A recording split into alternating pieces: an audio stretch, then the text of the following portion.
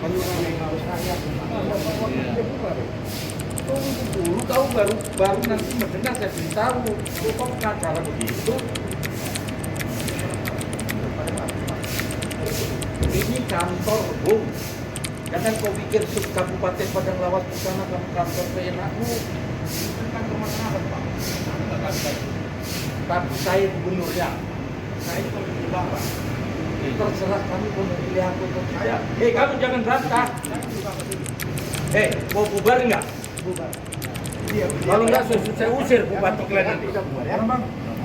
Saya usir Bupati Klen nanti. Enggak usah dikawal-kawal. Kamu jangan bantah. Mau bubar enggak? Ditunjuk oleh negara untuk memastikan TSU. Ternyata kan ini sekarang si bupati ini posisi sakit waktu itu. Beredar luas di media sosial, status Syafran Oloan tentang konspirasi jahat P untuk menghilangkan kekuasaan TSO sebagai Bupati Definitif Kabupaten Padang Lawas. Berjudul Pemufakatan Jahat di Waktu Asmara Subuh, Syafran Oloan menuliskan kesaksiannya di status FB dan menjadi viral. Dalam statusnya, Syafran menuliskan, pemufakatan jahat di waktu asmara subuh. Hal ini mereka lakukan di waktu abis sholat subuh, Senin tanggal 6 Februari tahun 2023. Mereka menciptakan settingan ini agar niat jahat mereka untuk menggulingkan hak-hak bupati. Bapak itu mengundang jam 10 pagi biar lebih mantap settingannya. Bapak itu hadir jam 12 siang. Agar tidak banyak disampaikan. Tapi saya yakin dan percaya skenario Allah lebih hebat dari mereka yang punya niat-niat jahat. 1. Begitu Bapak itu memasuki kantor langsung menyapa pendukung Bupati dengan cara membentak-bentak dan mengusir dengan cara paksa dan memanggil Satpol PP, Polri seperti yang sudah direncanakan pagi harinya di waktu subuh. 2. Undangan jelas menindaklanjuti hasil rapat di Kemendagri di mana perwakilan Pemprov saat itu adalah Sekda Prof, Otda Prof, dan Biro Hukum Prof, tetapi di dalam pertemuan kemarin, mereka tidak diikutkan dalam pertemuan tersebut, padahal selayaknya lah mereka menyampaikan hasil rapat yang di Kemendagri kepada Bapak itu, agar tidak menimbulkan kegaduhan di daerah kita. 3. Dalam pertemuan tersebut, tidak ada surat yang ditandatangani secara tertulis, baik itu daftar hadir dan hasil rapat. 4. Begitu turun dari ruangan Bapak itu, Bupati terjebak oleh mereka, yang telah merencanakan untuk mempermalukan Bupati dengan mendatangkan perstitipan dengan berbagai pertanyaan, padahal mereka sudah tahu itu merupakan kelemahan Bupati. Karena output komunikasinya belum sesempurna waktu sehatnya, kejam dan tidak berperi kemanusiaan, sebab jadi bahan olokan mereka. 5. Kemudian Bapak itu, abis sholat zuhur mengeluarkan statement, bahwa yang menjalankan pimpinan roda pemerintahan adalah PLT, dikarenakan Bupati dalam keadaan sakit, dan wakil akan selalu berkoordinasi kepada Bupati non-aktif. Bingung berarti pemimpin Palas ada 4, Bupati, Wakil Bupati, Bupati nonaktif, dan PLT. Yang sabar Bapak Bupati TSO, skenario Allah lebih hebat daripada skenario yang mereka ciptakan. Allah akan bersamamu, karena mereka berbuat seperti sekarang ini karena mereka Bapak besarkan, sehingga sudah punya alat untuk mengkhianatimu.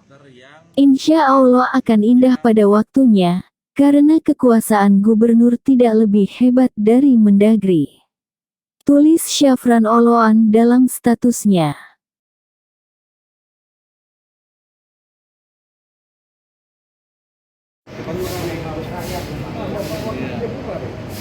Tunggu dulu, kau baru nanti mendengar saya beritahu. Kok cara begitu?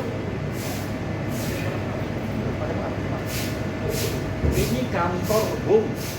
Jangan kau pikir Kabupaten Padang Lawas di sana kantor seenakmu. Ini kantor masyarakat, Pak.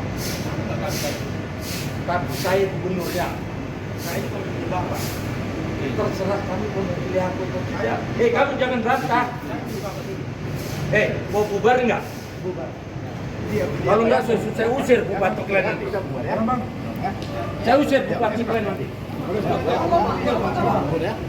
Nggak usah dikawal-kawal.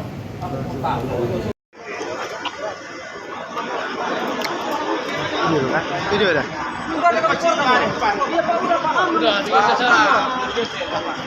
Video tu bede. Harus deh. Oh Tuhanku. Ini nak kadir.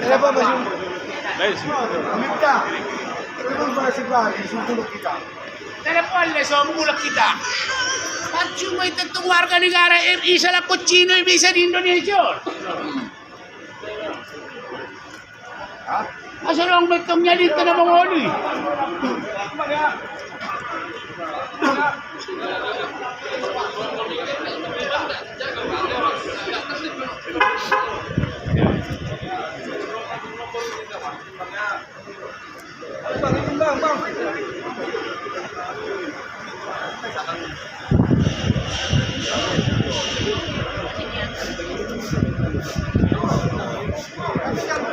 Mana marapan kopi ba? Mana marapan senjata ba?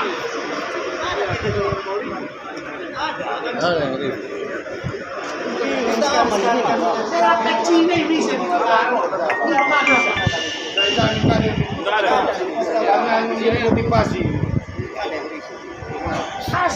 Sekolah.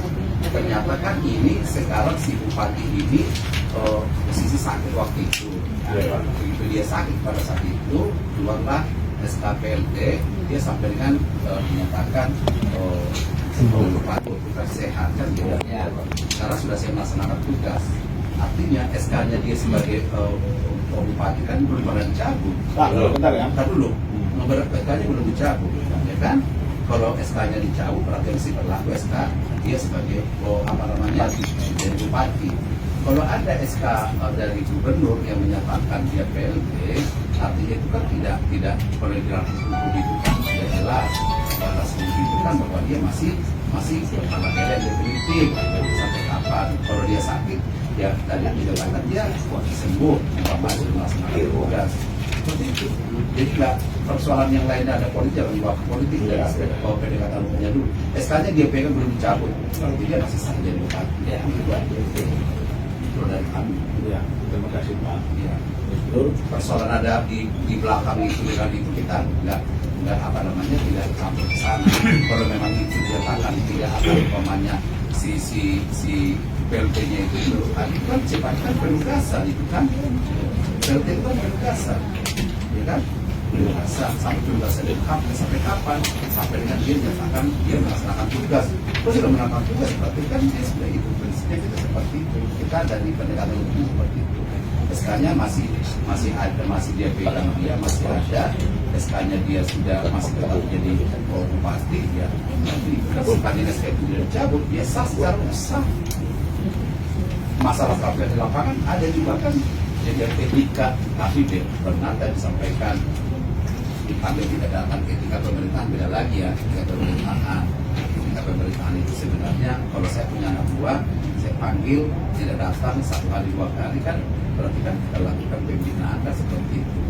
Jadi etika pemerintahan dengan itu tidak dibedakan dalam arti kalau pendekatan hukumnya mengatakan masih sah dia sah karena SK kan sekali belum jauh SK jauh dulu sekali kalau memang dinyatakan dia tidak diberhentikan dulu kan.